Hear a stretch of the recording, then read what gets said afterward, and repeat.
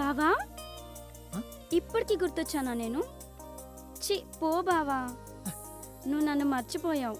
నువ్వంటే ఎంత ఇష్టమో తెలుసా? ప్రతిరోజు గుర్తొస్తుంటావు. అలా అంటావా? నువ్వెంత క్యూట్గా ఉంటావో తెలుసా? అసలు నీ అంత హ్యాండ్సమ్గా నాకెవ్వరు కనిపించలేదు.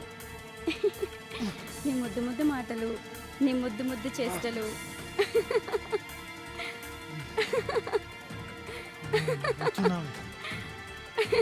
చీ పో బావా.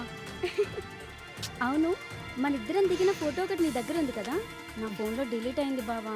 అది నాకు ఒకసారి పంపించవా? మనిద్దరం ఎంత క్యూట్గా ఉన్నామో అందులో. అయినా బాబా నువ్వు ఎప్పుడు వచ్చినా ఒక 2 days కూడా ఉండవు కదా. బాబా నీ చిన్నప్పుడు ఫోటో చూశాను, ఎంత బాగున్నావో తెలుసా? చా ఫ్రెండా?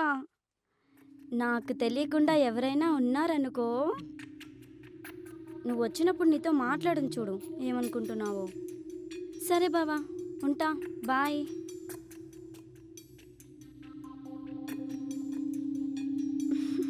నా బావా, నీకన్నా ముందు వాడే నా డార్లింగ్. డార్లింగ్ అంటే నేను? నువ్వు నా ప్రాణం. మన ముందు ఉన్న సముద్రం ఎంత ప్రశాంతంగా ఉందో, సునామీ వస్తే అంతే భయంకరంగా ఉంటుంది. చూడు ముగ్ధా, నీ అందాన్ని చూసి ప్రేమించలేదు.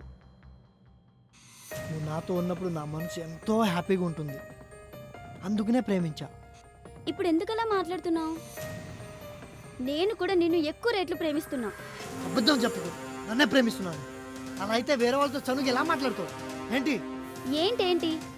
వాడు నా బావ, నన్ను ఇష్టపడుతున్నాడు. ఇప్పుడు వాడితో గొడవ పడితే నా ఫ్యామిలీకే నేను దూరం అవ్వాల్సి వస్తుంది.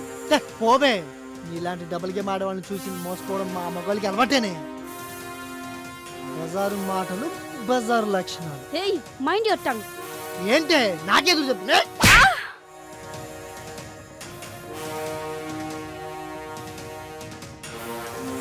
ముగ్ధ, వామ్మో, ఇట్లా జరిగిందేంటే ముగ్ధ, నీకు కావాలని చేయలేదే, ఇలా జరిగిందేంటే.